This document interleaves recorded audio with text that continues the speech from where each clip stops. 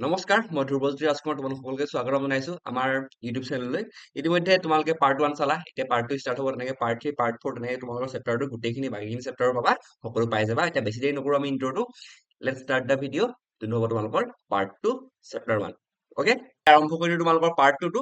আমি ইয়াৰ আগৰ যোনটো পাৰ্ট 1 আছে তাত আমি চালো যে তোমালোকৰ যে ৰাসায়ন বিজ্ঞান কি হয়, ইয়াৰ প্ৰয়োজনীয়তা কি হয়, ইয়াত কেনেকে তোমালোকৰ ডেভেলপমেন্ট বিলাক হৈছিলে, ইয়াত কেনেকে আমি ৰাসায়ন বিজ্ঞান যে পুৰণি দিনতো চৰ্চা হৈছিলে এই বিষয়ে আমি কিছুমান তথ্য আহৰণ কৰিলো, কিছুমান বস্তু শিকিলো। এতিয়া আমি লাহে লাহে মেইন বস্তুখিনি তোমালোকৰ কেমেষ্ট্ৰিৰ মেইন বস্তুখিনিলৈ সোমাই আমি গৈ থাকিম, ঠিক আছে।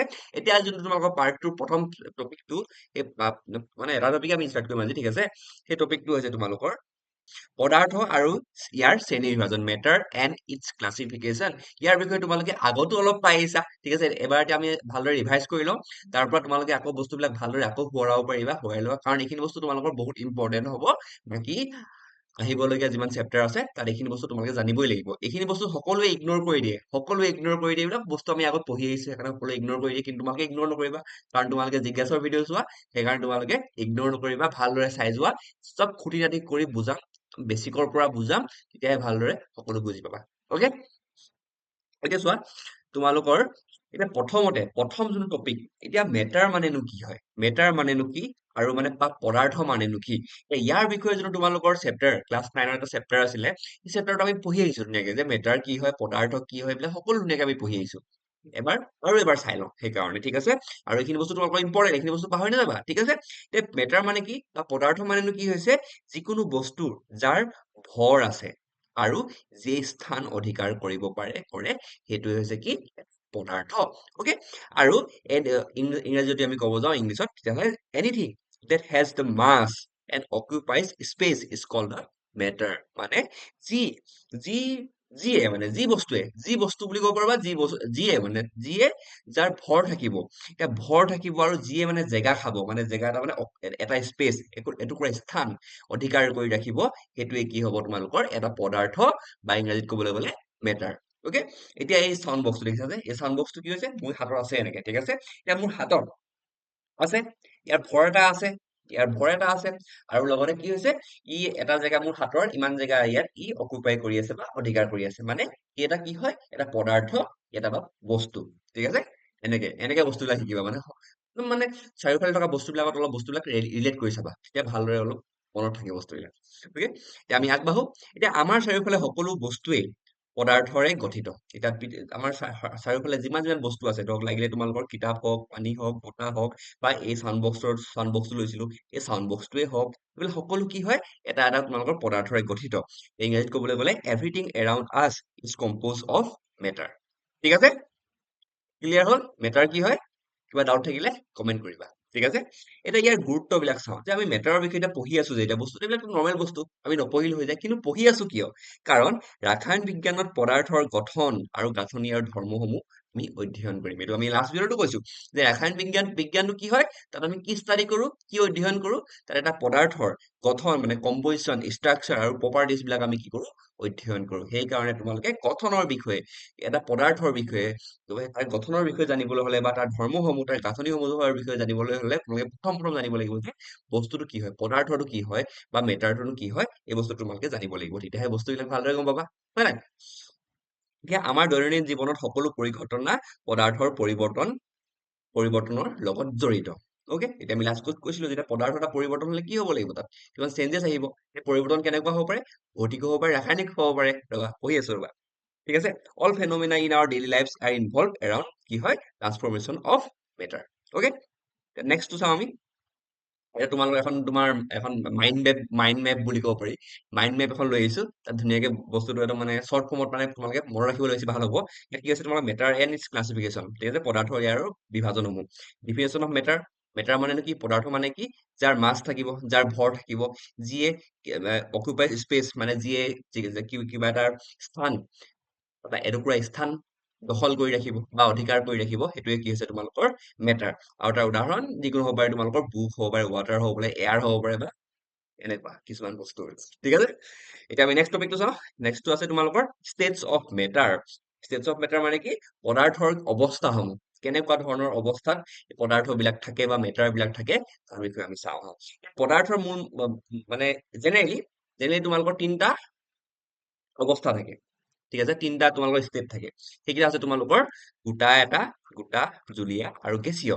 Matter can exist in three physical states, তিনিটা অৱস্থা থাকিব পাৰে। ঠিক আছে, সেইকেইটা হৈছে তোমালোকৰ solid, liquid and gas. Okay, এতিয়া এটা বিষয়ে চাওঁ অলপ। এইখিনি বস্তু আগতে চাই আহিছা। অকে, ৰিভিজন বুলি ধৰা আৰু তোমালোকে এই গোটা, যোনটো আমি চলিড বুলি কয় ইংৰাজীত, নিৰ্দিষ্ট আকাৰ থাকে তাৰ আৰু নিৰ্দিষ্ট আয়তন থাকে। এইবিলাকতো তোমালোকে বুজাব দৰকাৰ নাই চাগে ইমান। নিৰ্দিষ্ট কি থাকিব তোমালোকৰ আকাৰ থাকিব আৰু আয়তন থাকিব, আৰু কণাবোৰ কি হব টানকে লাগি থাকিব। এতিয়া যোনবিলাক তোমালোকৰ চলিড বা গোটা বস্তু, সিহঁতৰ যোনবিলাক কণা থাকে, যোনবিলাক কণাৰে গঠিত, সেইটো কি হয় এনেকে টানকে মানে ইটো সিটোৰ লগত এনেকে লগ হৈ থাকে। ঠিক আছে, এইবিলাক গোটা বস্তু এটা। অকে, আৰু ইংৰাজীত ক'বলৈ গ'লে solid has a definite shape, volume, আৰু particles are held very close to each other. ঠিক আছে, এতিয়া জুলীয়া বস্তু কি হয়, জুলীয়াবিলাক কোন হয়, নিৰ্দিষ্ট আয়তন থাকে কিন্তু নিৰ্দিষ্ট ইয়াৰ আকাৰ নাথাকে। আয়তন থাকে কিন্তু ইয়াৰ কি হয় আকাৰ নাথাকে। ঠিক আছে, সিহঁতৰ কি হয় ডিফিনিট ভলিউম থাকে, নো ডিফিনিট শ্বেপ। অকে, গেছীয় অৱস্থা, দ্বিতীয় অৱস্থাটো, সেইটো কি হৈছে তোমালোকৰ সিহঁতৰ নিৰ্দিষ্ট আকাৰ আয়তন একোৱেই নাথাকে। সিহঁতি কণাবিলাক মুক্ত হৈ থাকে আৰু য'ত ঘূৰি ফুৰি থাকে। ঠিক আছে, they have neither definite volume or definite shape, particles move freely. এইখিনি বস্তুৱে এতিয়া এইখিনিও তোমালোকৰ এটা মাইণ্ড মেপত লৈ অহা হৈছে।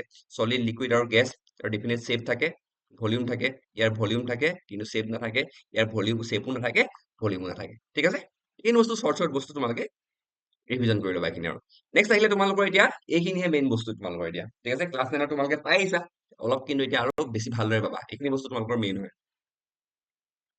ঠিক আছে, এতিয়া তোমালোকৰ ক্লাছিফিকেশ্যন অফ মেটাৰ, ইয়াত তোমালোকৰ দুটা ভাগ থাকে মেইনলি। আমি যোনবিলাক পদাৰ্থক আমি কি কৰিব পাৰো, দুটা ভাগত ভাগ কৰিব পাৰো।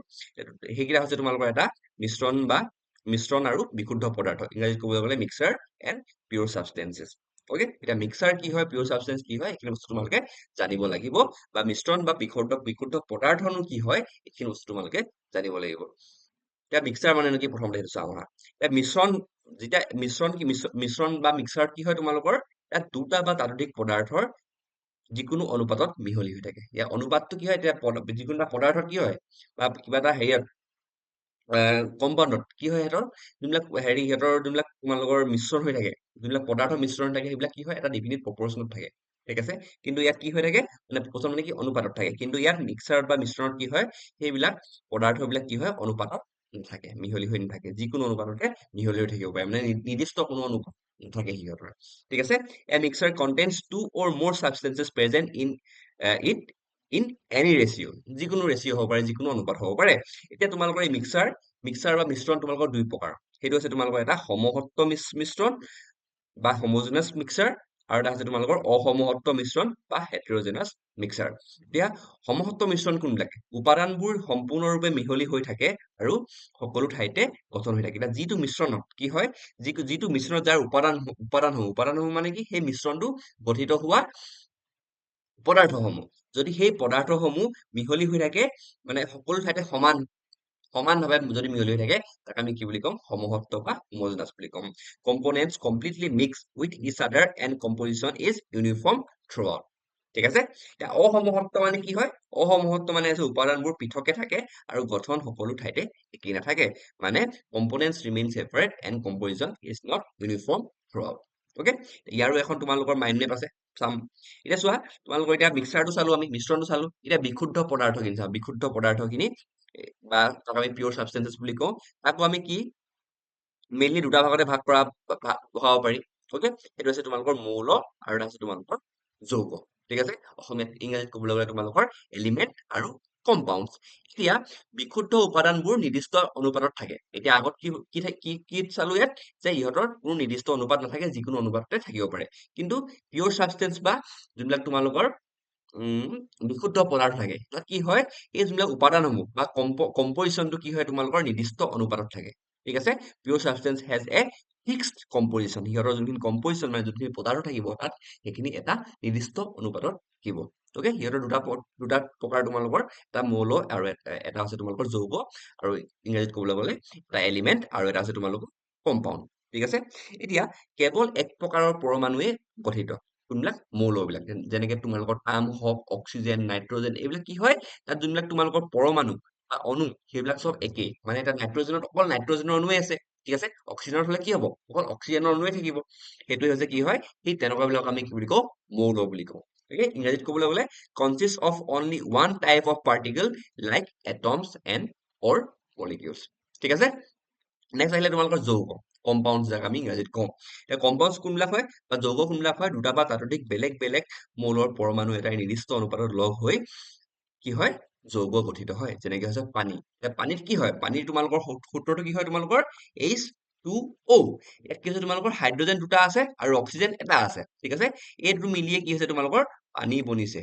ঠিক আছে পানী বনিছে নাইবা ইয়াত কি হৈছে তোমালোকৰ ৱাটাৰ বনিছে মানে ইয়াত কি হৈছে বিভিন্ন ধৰণৰ বেলেগ বেলেগ নিৰ্দিষ্ট অনুপাতত কি হৈছে মৌলৰ মৌলৰ পৰমাণু কিছুমান লগ হৈ পানি এই এটা যৌগটো বনিছে ইয়াত হাইড্ৰজেন লগ হৈছে অক্সিজেন লগ হৈছে তাৰপিছত কি বনিছে তোমালোকৰ পানী ৱাটাৰ বনিছে সেইটোৱে মৌল আৰু যৌগৰ মাজত ডিফাৰেন্সটো কি হয় যে মৌলত কেৱল এক প্ৰকাৰৰ পৰমাণু বা অণু থাকিব কিন্তু কি হয় তোমালোকৰ যৌগত কি হৈ থাকিব দুটা বা তাতোধিক বেলেগ বেলেগ মৌলৰ পৰমাণু থাকিব পাৰিব কিন্তু দুইটাতে কি হয় সিহঁতি নিৰ্দিষ্ট অনুপাতত থাকে ঠিক আছে পিয়ৰ সাবষ্টেন্স বা বিশুদ্ধ পদাৰ্থত কি হ'ব সদায় উপাদানসমূহ এটা নিৰ্দিষ্ট তোমালোকৰ অনুপাততহে আমি পাম মানে এটা ফিক্স কম্পজিশ্যনতহে আমি এইবিলাক পাম কম্পনেন্টছ বিলাক ঠিক আছে সাবষ্টেন্সত ওকে এতিয়া ইংৰাজীত পঢ়িবলৈ গ'লে compounds R formed when two or more atoms of different elements combined in a fixed ratio example water হওক লাগিলে তোমালোকে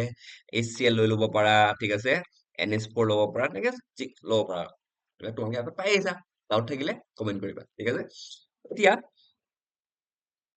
এতিয়া যৌগ এটাৰ ধৰ্ম তাৰ উপাদানবোৰ ধৰ্মতকৈ বেলেগ হয় এতিয়া যোনবিলাক তোমালোকৰ এইটো এটা ইম্পৰ্টেণ্ট পইণ্ট হা তোমালোকক কেতিয়াবা ব্যাখ্যা কৰিবলৈ সুধিব পাৰে যে যৌগ এটাৰ যোনবিলাক তোমালোকৰ উপাদানসমূহ থাকিব সেইখিনি কি হয় সেই উপাদানসমূহ সেই যেতিয়া এটা মৌলবিলাকে যেতিয়া মানে তোমালোকৰ সেই তাৰ এতিয়া চব পানীটোৱে লওঁ পানীৰ উদাহৰণটোৱে লওঁ পানীটো কি হৈছে তোমালোকৰ পানীটো কি কি মিলি বনিছে তোমালোকৰ এই দুটা হাইড্ৰজেন আৰু এটা অক্সিজেন মিলি বনিছে এতিয়া এই পানীৰ যোনটো তোমালোকৰ হেৰিবিলাক পানীৰ যোনটো তোমালোকৰ কি হয় পানীৰ যোনটো তোমালোকৰ যোনবিলাক মানে ধৰ্মটো কি হয় এই হাইড্ৰজেন আৰু অক্সিজেনকৈ কমপ্লিটলি বেলেগ ঠিক আছে এতিয়া হাইড্ৰজেনে কি হয় জুইটো হাইড্ৰজেন আৰু অক্সিজেন যদি বেলেগ বেলেগকে দিওঁ তাহলে কি হয় সিহঁতি জুই জ্বলোৱাত সহায় কৰে ঠিক আছে জুই একুৰা জ্বলাবলৈ হাইড্ৰজেনে সহায় কৰিব অক্সিজেনে সহায় কৰিব কিন্তু যেতিয়া হাইড্ৰজেন আৰু অক্সিজেন মিলি যাব ঠিক আছে এটা নিৰ্দিষ্ট অনুপাতত তেতিয়া কি হৈ যাব ই পানীৰ সৃষ্টি কৰিব আৰু পানীটো কি হ'ব জুই নুমুৱাত সহায় কৰিব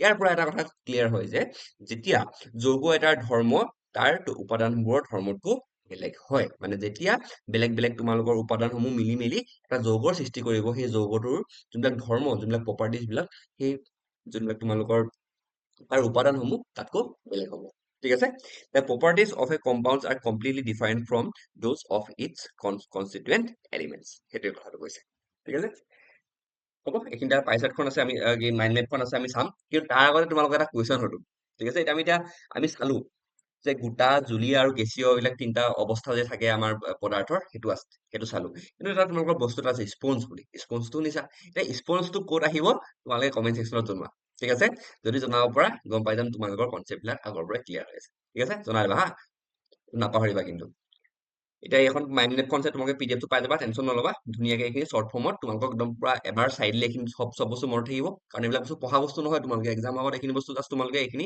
নোট চাই দিলে তোমালোকৰ সকলো ক্লিয়াৰ হৈ যাব সেইকাৰণে PDF টো আমাৰ ডেছক্ৰিপশ্যনত থাকিব ডাউনলোড কৰি ল'বা তাতে এইবিলাক এনেকৈ শ্বৰ্টকে নোটবিলাক দি থোৱা আছে সেইখিনি তোমালোকে এক্সামৰ আগত ৰিভাইজ কৰি গ'লে চব ধুনীয়া হৈ যাব চব পাৰিবা তোমালোকে এতিয়া তোমালোকৰ এক্সামৰ এই যোনখিনি টপিকটো চালো যি টপিক চালো তাৰ এক্সাম পইণ্ট অফ ভিউ বা কিছুমান যে ইম্পৰ্টেণ্ট কুৱেশ্যন কেনেকুৱা ধৰণৰ কুৱেশ্যন আহিব পাৰে সেইখিনি আমি ডিছকাছ কৰোঁ এতিয়া চোৱা এতিয়া তোমালোকে ইয়াত মুখস্থ কৰিবলগীয়া কেইটামান সংজ্ঞা আছে ইয়াত যোনখিনি বস্তু পঢ়িলো এতিয়া মানে মেইন বস্তুখিনি লাহে লাহে আহি আছে আৰু ঠিক আছে প্ৰথমটো হৈছে তোমালোকৰ পদাৰ্থ কি হয় সমহত্ব অসমহত্ব মিশ্ৰণ কি হয় মৌল কি হয় যৌগ কি হয় বা ইংৰাজীত ক'বলৈ গ'লে মেটাৰ হোমোজেনাছ এণ্ড হেটেৰোজেনাছ মিক্সাৰ এলিমেণ্ট আৰু কম্পাউণ্ড ইয়াৰ ডিফিনেশ্যন বিলাক তোমালোকে মুখস্থ ৰখাটো বহুত দৰকাৰী হ'ব কাৰণ এইখিনি ইয়াৰ পৰা তোমালোকৰ 1 নম্বৰীয়া প্ৰশ্ন সুধিব পাৰে কেতিয়াবা ঠিক আছে আৰু সঘনাই সোধা এটা প্ৰশ্ন আছে যে মিশ্ৰণ আৰু যৌগৰ মাজৰ পাৰ্থক্য বা differences between mixer and compounds এইটো তোমালোকৰ one of the most common question ঠিক আছে one of the most common question important question সেইকাৰণে তোমালোকে এইবিলাক বস্তু নাপাহৰিবা এইখিনি বেছিক কনচেপ্ট মানে ঠিক আছে বেছিক কনচেপ্ট এইখিনি নাজানিলে তোমালোকে এক্সামৰো নম্বৰ নাপাবা প্লাছ তোমালোকৰ কনচেপ্টবোৰ ক্লিয়াৰ নহ'ব ওকে, এতিয়া গুৰুত্বপূৰ্ণ কিছুমান পইণ্ট আছে কিছুমান, ঠিক আছে। এটা হৈছে তাৰ ভিতৰত যৌগৰ গঠন হওঁতে সদায় শক্তিৰ পৰিৱৰ্তন ঘটে কিন্তু মিশ্ৰণৰ নঘটে। ইম্পৰ্টেণ্ট পইণ্ট হা। The formation of compounds always involves an energy change, whereas mixture forms generally formation generally doesn't, মানে ঠিক আছে, মানে তোমালোকৰ যেতিয়া কম্পাউণ্ড এটা বনিব, কম্পাউণ্ড এটা যেতিয়া সৃষ্টি হ'ব বা এটা যেতিয়া যৌগৰ সৃষ্টি হ'ব, তেতিয়া কি হ'ব, তাত শক্তিৰ পৰিৱৰ্তন হ'ব, ঠিক আছে। যি শক্তি আছে সেই শক্তিটো পৰিৱৰ্তন হ'ব, কিন্তু মিশ্ৰণত এইটো বস্তু নহয়। কাৰণ কি হয়, যেতিয়া যৌগ এটা গঠন হ'ব, তেতিয়া বেলেগ বেলেগ ধৰণৰ তোমালোকৰ বেলেগ বেলেগ পৰমাণু লগ লাগি কি হ'ব, যৌগটো গঠিত হ'ব। এতিয়া বিভিন্ন ধৰণৰ তোমালোকৰ তাৰ শক্তিৰ পৰিৱৰ্তন হ'ব, কিন্তু মিক্সাৰত কি হয়, জাষ্ট এটা মিক্স হৈ যায়, ঠিক আছে। যেনেকে আমি এতিয়া পানীৰ লগত বালি মিক্স কৰি দুটা মিক্সাৰ এটা বনি গ'ল, তাত কি হ'ল, একোৱে নহ'ল, জাষ্ট দুটা মিক্স হৈ আছে, তাত কোনো শক্তিৰ কোনো পৰিৱৰ্তন নঘটে। কিন্তু ক'ত ঘটে, যেতিয়া যৌগ এটা গঠন হ'ব, তেতিয়া তোমালোকৰ সদায় শক্তিৰ পৰিৱৰ্তন হ'ব। এটা তোমালোকৰ এটা ইম্পৰ্টেণ্ট পইণ্ট। আৰু এটা বস্তু ইম্পৰ্টেণ্ট, যোনটো পানীৰ উদাহৰণটো মই লৈছিলো, যে পানীত H2O হাইড্ৰজেন আৰু অক্সিজেনৰ ভৰৰ অনুপাত সদায় কি হয়, 1.8। এইটো তোমালোকে বস্তু আগত ক্লাছ 9ত তোমালোকে এইটো বস্তু পঢ়ি আহিছা, যে in water H2O the ratio of the mass of the hydrogen and the oxygen is always 1:8, মানে এটা ডেফিনেট প্ৰপোৰ্চন বা নিৰ্দিষ্ট অনুপাততে কি হয়, এটা যৌগৰ গঠন হয়, ঠিক আছে। পাহৰি নাযাবা এইবিলাক বস্তু, ঠিক আছে। এতিয়া কেইটামান তোমালোকৰ এক্সাম্পল বা এপ্লিকেশ্যন যোনখিনি তোমালোকৰ পৰীক্ষাত আহে। প্ৰথমটো হৈছে তোমালোকৰ মিশ্ৰণৰ উদাহৰণ, চাহ আৰু চৰ্বত। ইয়াত চেনি আৰু পানী, চেনি, চাহপাত নিজৰ ইচ্ছা অনুযায়ী মিহলাব পাৰি, ঠিক আছে। মানে তাত কোনো নিৰ্দিষ্ট অনুপাতত নিমিহলালো হৈ যাব, জাষ্ট কিবা এটা মিলাই দিলে হৈ যাব। কিন্তু হয় যে আমি যদি অলপ চাহটো অলপ টেষ্টি বনাব যাওঁ, কি হ'ব, নিৰ্দিষ্ট অনুপাতত চাহ দিব লাগিব বা চেনি দিব লাগিব, চাহপাত দিব লাগিব, সেইটো বেলেগ কথা। টেষ্টি বনোৱাৰ মানে যোনটো প্ৰচেছ, সেইটো বেলেগ কথা। কিন্তু নৰ্মেলি যদি আমি গোটেইখিনি মিক্স কৰি তেতিয়াও চাহ বনিব, ঠিক আছে। তাত কোনো নিৰ্দিষ্ট অনুপাতৰ দৰকাৰ নাই, জাষ্ট চাহ বনি যাব আৰু টেষ্টটো বেলেগ কথা বাৰু, ঠিক আছে। এতিয়া চোৱা, tea or sugar solution, water, sugar and tea leaves can be mixed in varying amount. Okay, এতিয়া যৌগৰ উদাহৰণ এটা কি হয়, তোমালোকৰ পানী, হাইড্ৰজেন আৰু অক্সিজেন মিহলি পানী হয়, যাৰ ধৰ্ম সম্পূৰ্ণ বেলেগ। ইয়াৰ বিষয়ে আমি অলপ আগত পঢ়ি আহিলো। Water, hydrogen and oxygen combines to form water which has the completely different properties. আমাৰ চাৰিওফালে বেছিভাগ বস্তু কি হয়, মিশ্ৰণ হিচাপে পোৱা যায়। most of the substances present around us exist as mixture. Okay, আৰু এক্সাম কুৱেশ্যন কেনেকুৱা ধৰণৰ প্ৰশ্ন আহিব পাৰে সেইখিনিও চাই লওঁ এবাৰ। অ'কে, পদাৰ্থ কাক বোলে, ইয়াৰ পদাৰ্থৰ তিনিটা ভৌতিক অৱস্থাৰ নাম লিখা, ডিফাইন মেটাৰ, আৰু name the 3 physical states of matter. Okay, এইবিলাক ইম্পৰ্টেণ্ট বস্তু। পানী এটা যৌগনে মিশ্ৰণ, কাৰণ দৰ্শোৱা, এটা ইম্পৰ্টেণ্ট এইটো কনচেপচুৱেল প্ৰশ্ন, ঠিক আছে। Is water considered a compound or a mixture, give reasons, কিয় হয়, এইটো প্ৰশ্ন হা, এনেকুৱা প্ৰশ্ন আহিব পাৰে, কনচেপচুৱেল প্ৰশ্ন এইটো হয়। নেক্সট আহিলে তোমালোকৰ কনচেপচুৱেল প্ৰশ্ন বুলি কয়, নেক্সট আহিলে সমসত্ব আৰু অসমসত্ব মিশ্ৰণৰ দুটা প্ৰধান পাৰ্থক্য লিখা, write two main differences between homogeneous and heterogeneous. এই দুটা প্ৰশ্ন তোমালোকৰ পৰীক্ষাত বহুতবাৰ সোধা দেখা গৈছে, ঠিক আছে। এতিয়া কুইক ৰিভিজন এটা দিলো, যিখিনি আমি পঢ়ি আহিলো, এবাৰ চাই লওঁ, তাৰপৰা এইটো ভিডিঅ' খতম আৰু, ঠিক আছে। এতিয়া চোৱা, কুইক ৰিভিজন, ভৰ আৰু আয়তন যিকোনো বস্তুৰ হৈছে যিকোনো বস্তুৱে হৈছে কি হয়, পদাৰ্থ, মানে anything with mass and volume is a matter, মানে তোমালোকৰ ভৰ আৰু আয়তন থাকিলে সেই বস্তুটো কি হ'ব, পদাৰ্থ হ'বই হ'ব। পদাৰ্থৰ তিনিটা অৱস্থা, গোটা, জুলীয়া আৰু গেছীয়, solid, liquid and gas states কেইটা। ৰাসায়নিকভাৱে পদাৰ্থৰ মিশ্ৰণ আৰু বিশুদ্ধ পদাৰ্থ হিচাপে ভগাব পাৰি, সেইটো আমি চাই আহিলো, ঠিক আছে। Chemically matters is classified into mixture and pure substances. মিশ্ৰণৰ গঠন সলনি হ'ব পাৰে, কিন্তু যৌগৰ গঠন সদায় নিৰ্দিষ্ট হৈ থাকে। Next, the composition of a mixture is variable but the composition of a compound is always fixed. এইকেইটা পইণ্ট তোমালোকৰ most important point, ভালদৰে এইখিনি মানে চাই ল'বা এইখিনি বস্তু, ঠিক আছে। এইখিনি একদম বেছিক বস্তু, স্পিনটো নালাগে পঢ়িবলৈ, ভালদৰে এইখিনি চাই ল'বা, আৰু কিবা ডাউট থাকিলে কমেণ্ট কৰিলে হ'ব। আজিৰ ভিডিঅ'টো ইয়াতে সমাপ্ত কৰিছো, লগ পাম কাইলৈ নেক্সট এটা ভিডিঅ' সৈতে। থেংক ইউ ফৰ ৱাচিং দ্য ভিডিঅ', বাই বাই। আৰু ছাবস্ক্ৰাইব কৰি দিবা, আৰু যদি ভালকে বুজি পাইছা লাইক এটা কৰিবা, যদি বুজি পোৱা নাই, কি বুজি পোৱা নাই কমেণ্ট কৰিবা। Bye bye, thank U.